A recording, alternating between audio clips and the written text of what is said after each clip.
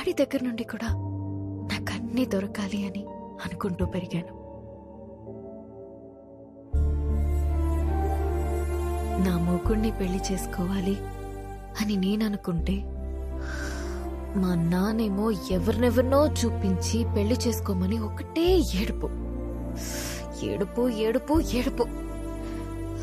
ఆ టైంలోనే నాకు కావాల్సిన ఒకడు దొరికేశాడనుకున్నా.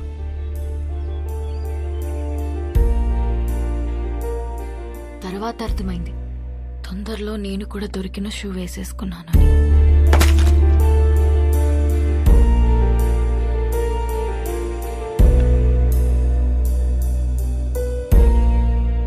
మా నాన్న అన్నది నిజమేనేమో.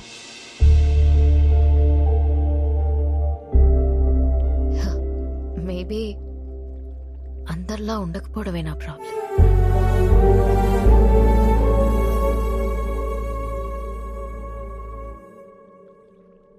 ఒక నవ్వురాని జోక్ చెప్పనా? నవ్వురాని జోకా? ఓ బావి నిండా కప్పలున్నాయి. కొన్ని కప్పలు పైన చూసాయి. రౌండ్ గా ఆకాశం కనపడింది. పైనేదో ఉందని ఉత్సాహంగా ఎగరడం మొదలుపెట్టాయి. కిందున్న కప్పలు పైనేమీ లేదు పైనేమీ లేదు పైనేమీ లేదు అని చెప్తూనే ఉన్నాయి. ఇది విని విని విని విని ఎగురుతున్న కప్పలన్నీ కిందికొచ్చాయి. కాని ఒకటే కప్ప ఎగురుతూనే ఉంది. ఎందుకో తెలుసా? ఎందుకు? అది చెవిటి కప్ప. నవ్వురాదన్నా? జోక్ అవ్వలేదు. ఆ చెవిటి కప్పకి వినపట్టం మొదలైంది. పైనేమీ లేదు బట్టే అందరం కలిసి పక్క పక్కన ఇలా హ్యాపీగా ఉంటున్నాం. అది అర్థం కాకే పెళ్లికి ఎలిజిబిలిటీస్ ఉన్నా కన్ఫ్యూజ్ అవుతున్నాం. అర్థం కాంది మీకే నాన్నా. కాపురానికి వేరే ఎలిజిబిలిటీస్ ఉన్నాయి. అలా ఉంటే నా కూతురి పాటికి నీ పక్కనే ఉండాలిగా. ఏది వస్తుంది? రాదు. వస్తుంది? రాదు.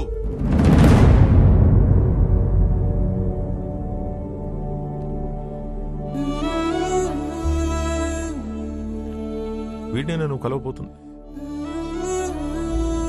గుర్తుందా పేరు? హర్ష. 3 రోజులు పెళ్లి వాడికి.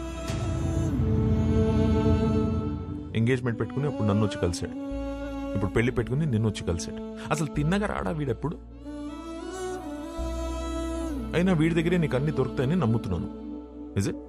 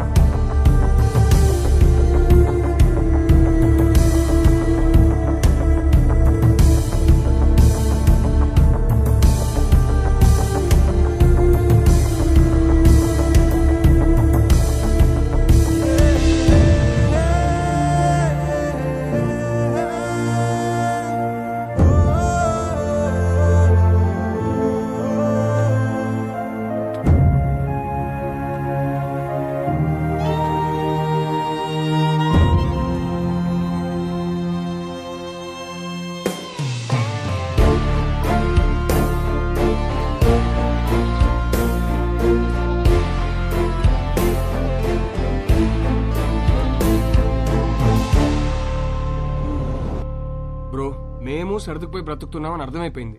ఇంకేదో దారి ఉందన్నావుగా, అది చెప్పి చావచ్చుగా. అది చెప్తే అర్థం కాదు, ప్రూవ్ చేయాలి. అది ప్రూవ్ చేయాలంటే నా పక్కన విభా ఉండాలి. ఇన్నిసార్లు ఫోన్ చేసి ఫోన్ ఎత్తలేదంటే తను మళ్ళీ హర్ట్ అయి ఉంటుంది. తను హర్ట్ అయితే వచ్చి మొహం పైన జోకులేస్తుంది. అది జరగలేదు కాబట్టి నాకు ఇంకా హోప్ ఉంది. సరే, మాకు టైం అవుతుంది. పక్కనే పెళ్లికి వెళ్తున్నాం. నిన్నెక్కడ డ్రాప్ చేయాలో చెప్పు. ఎవరి పెళ్లికి బ్రదర్? మేఘా, హర్ష. మేఘా నీకేమవుతుంది?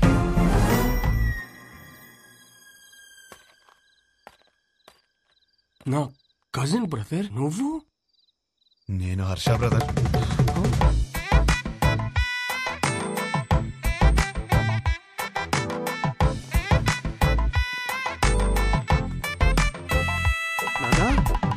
ఏంటి నాన్న నీ ప్రాబ్లము?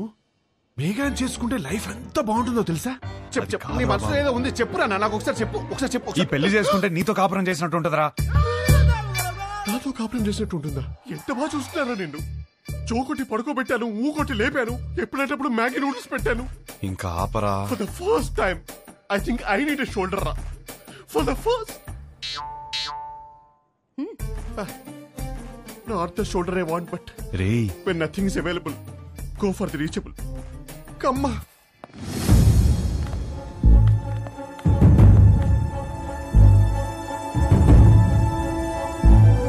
నీకు విభా తెలుసా?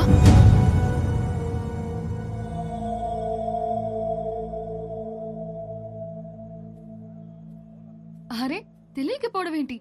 ఎంత పెద్ద స్టాండప్ కమెడియన్. పెళ్లికి సంగీత్లని చాలా boring. This time it's standup time. Come on, get ready. ఏంటి బావ ఇది? ఆపేలు రావడం ఏంటి? షో చేయడానికి వచ్చింది, నవ్వించి వెళ్ళిపోతుంది. నవ్వించకపోయినా పర్వాలేదు, నవ్వుల పాలు చేయకపోతే చాలు. హర్ష, విభా బాగా హర్ట్ అయి ఉంటుంది. ఇప్పుడు ఎలాంటి జోక్స్ వేస్తుందో ఏంటో. ఆ జోకులు నీ మీద మాత్రం వేయకూడదని కోరుకుంటున్నా.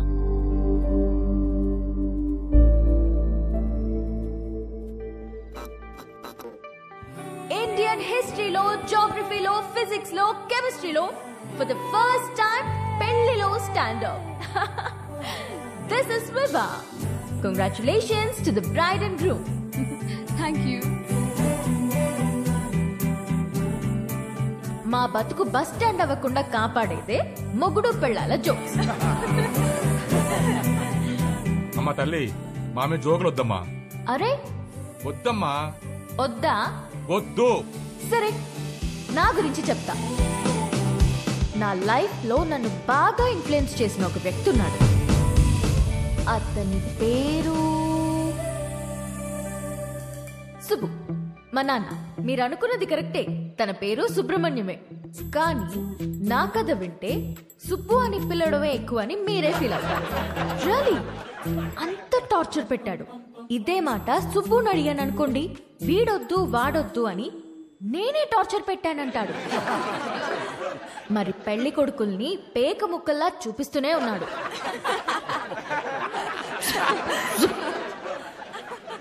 నేనేమో కింగ్ ఎక్స్పెక్ట్ చేస్తుంటే 13 కార్డులో జోకర్లే. 13 జోకర్లనే చూపిస్తుంటే నేనేం చేస్తాను? అప్పుడొచ్చాడు నా రాజకుమారుడు.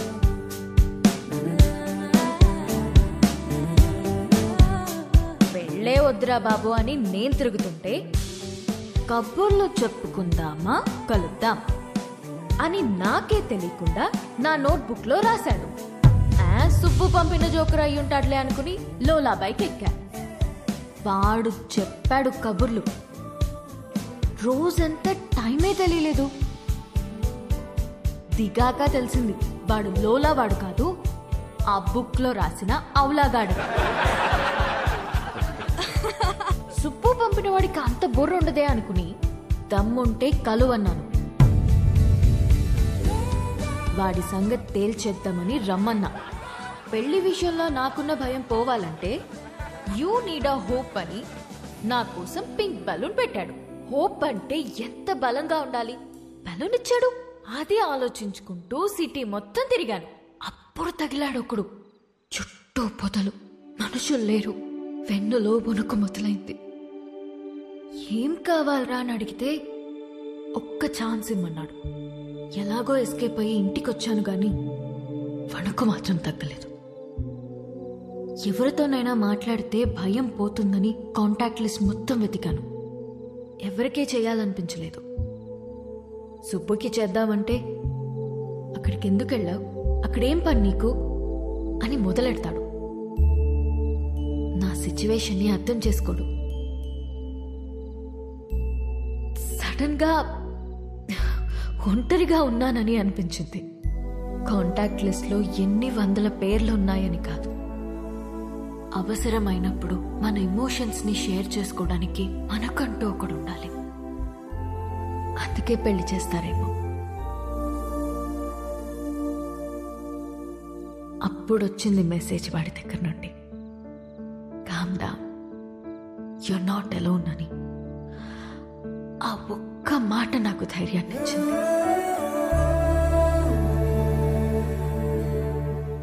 నిద్రపోయే వరకు జోజో పాడమన్నాను. పాడుతూనే ఉన్నాడు.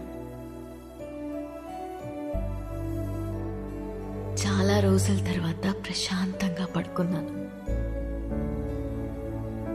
కొన్ని సంవత్సరాలుగా మా నాన్న వల్ల లోపల పేరుకుపోయిన భయాలన్నీ ఒక చిన్న పిట్ట కథ చెప్పి అలా తీసేశాడు.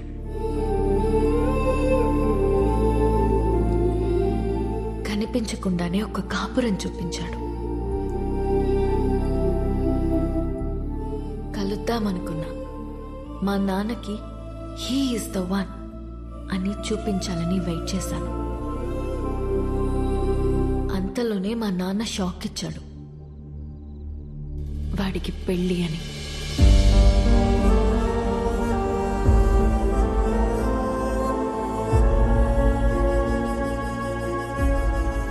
ఎప్పుడూ లేనిది నా కళ్ళల్లో కన్నీళ్లు.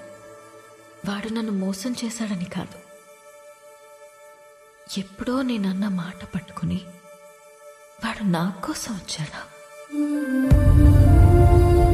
నా కోసం ఒకడు పుట్టుంటాడు అనుకున్నాను, కానీ నా మాటల్లోంచి ఒకడు పుట్టొచ్చాడా?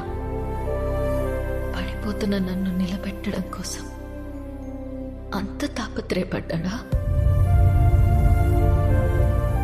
హోల్డ్ యువర్ స్మైల్ అన్నాడు. నా కోసం తన ఫ్యామిలీని ఒప్పించాలని ఒంటరిగా కష్టపడుతున్నాడా? వాడి గురించి తలుచుకుంటుంటే ఇప్పుడు కూడా కన్నీళ్ళు ఆగట్లేదు.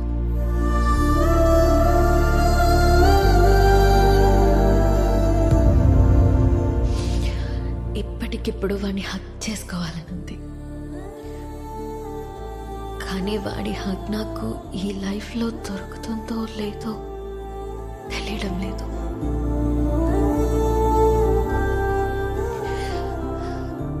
కథ మధ్యలో ఆపేస్తున్నందుకు క్షమించండి.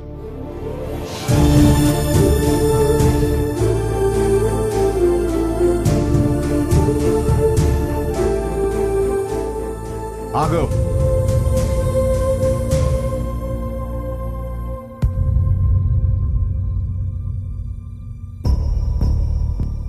ఆగాను, చెప్పండి. వెళ్ళి పెళ్లి చేసుకుంటావో ఏం చేసుకుంటావో నీ ఇష్టం. ఎలాగైనా బతుకు. ఇక నీకు మాకు ఏ సంబంధం లేదు. కానీ వెళ్లే ముందు ఆ అమ్మాయికి సారీ చెప్పేసి వెళ్ళు.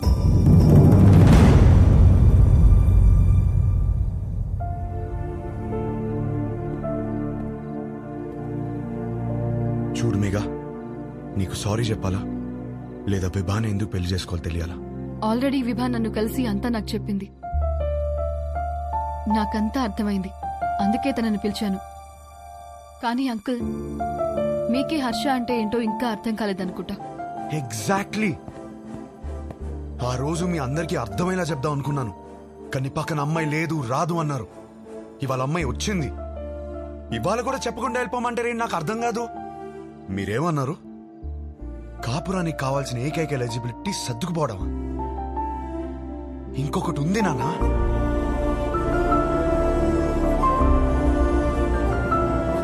విభా మాటల్లో కనిపించిందే రొమాన్స్. అది అస్సలైన ఎలిజిబిలిటీ. విభాన్ కలిసి మొదటి రోజే అడిగేసింది, what you expect from my married life అని. నేనేదోలా ఏదేదో అనేసాను, లవ్ అని కూడా అన్నాను. కానీ ఆ తర్వాత తెలిసింది, లవ్ కన్నా గొప్పది రొమాన్స్ అని. నా లైఫ్ అంతా రొమాన్స్ తో నిండిపోవాలి. అంటే ఏంట్రా, మీ అంతా రొమాన్స్లు చేయకుండా కాపురాలు చేస్తున్నావా, పిల్లలు కనేస్తున్నావా?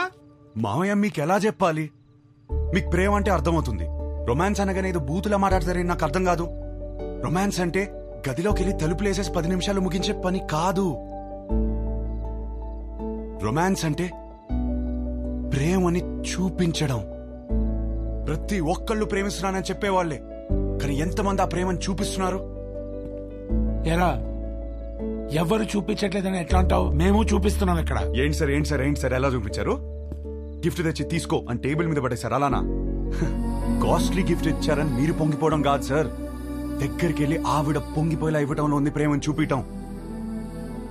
అప్పుడు 10 రూపాయలు గిఫ్ట్ ఇచ్చినా సరిపోతుంది. పెద్దవాళ్ళతో ఏంట్రా ఆ మాటలు? మాకు ఆ మాత్రం తెలీదా? మొగుడు పక్కనున్నంతసేపు కోట్లు సంపాదించు, లగ్జరీ కావాలంటారు. సంపాదించడానికి వెళ్తే నువ్వు పక్కన లేవంటారు. కాస్త ప్రేమని చూపించడం తెలిస్తే రెండిట్లో ఏదో లగ్జరీ అని తెలుస్తుంది కదా. లేదా అన్ని ఒకరి దగ్గర దొరకవని స్టేట్మెంట్లు ఇస్తారు. ఒకరి దగ్గర దొరకకపోతే ఇంకెక్కడ దొరకదు సార్. ఇద్దరు సంతోషంగా ఉండాలని పెళ్లి చేసుకుని ఒకరినొకరు బాధ పెట్టుకుంటున్నారు. ఆ బాధని ఎలా తీర్చాలని నేర్పించకుండా సర్దుకుపో అంటుంటే ఎలాగో బ్రతికి చావు అన్నట్టుంది నాకు. నాకు అలా పక్కనే బ్రతకాలని లేదు నాన్న. నాకు నా వైఫ్తో చాలా అంటే చాలా దగ్గరగా బ్రతకాలనుంది. అలా బ్రతకాలని తెలిసిన అమ్మాయి విభా. కాపురం పాత పడకుండా ఫ్రెష్ గా ఉండాలంటే ఒక గ్రేట్ రొమాన్స్ కావాలని తెలిసిన అమ్మాయి విభా. తన బాడీ తనది మాత్రమే కాదు, వచ్చేవాడిది కూడా అని హెల్దీగా అందంగా ఉంచడంలో ఎంత రొమాన్స్ ఉంది. మొగుడు పక్కనే ఉన్నప్పుడు కబుర్లు పుడుతూనే ఉండాలని ఒక అమ్మాయి కోరుకోవడంలో ఎంత రొమాన్స్ ఉంది. నాకు సన్సెట్ ఇష్టం, ఎందుకంటే నా లైఫ్ పార్ట్నర్ ఇంట్లో వెయిట్ చేస్తుందని ఆశ రేజ్ చేస్తుంది కాబట్టి. ఇలా ఆలోచించడం డర్టీ అయితే కొంచెం డర్టీ మైండ్ ఉండాలి నాన్న. నువ్వేమన్నావు మావయ్య? పెళ్లి చేసుకోవడానికా ఉంచుకోవడానికా? ఉంచుకోవడానికే, దగ్గరగా ఉంచుకోవడానికి. ఇవన్నీ తెలియకే కోర్టులో తలదించుకున్నాను. ఇప్పుడు తలెత్తి చెప్తున్నాను, నా కాపురం బాగుంటుంది. నాకు విభానిచ్చి పెళ్లి చేయండి.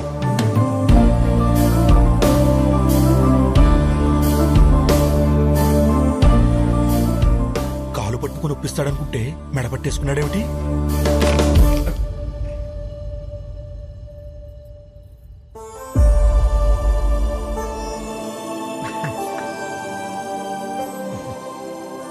రేయ్, అమ్మాయి బాధపడుతూ ఉంటుంది, వెళ్ళి కబుర్లు చెప్పు, కౌగిలించుకో.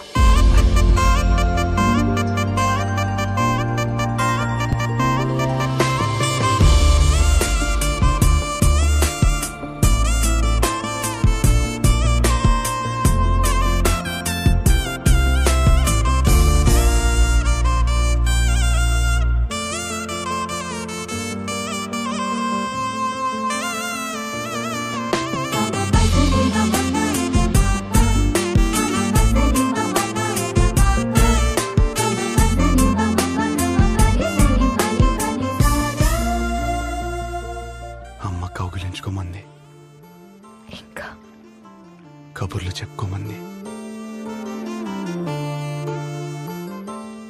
ఇంకా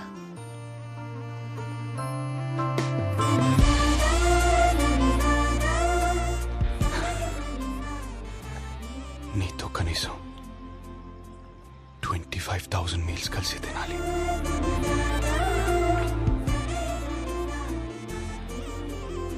9,000 నైట్స్ కలిసి పడుకోవాలి.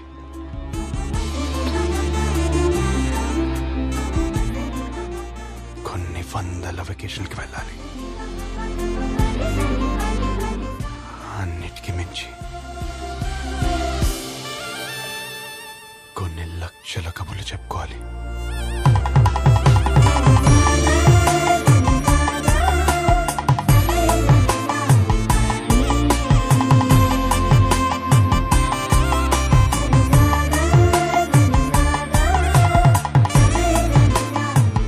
అయ్య గారు, పెళ్లి చేసుకుందామా?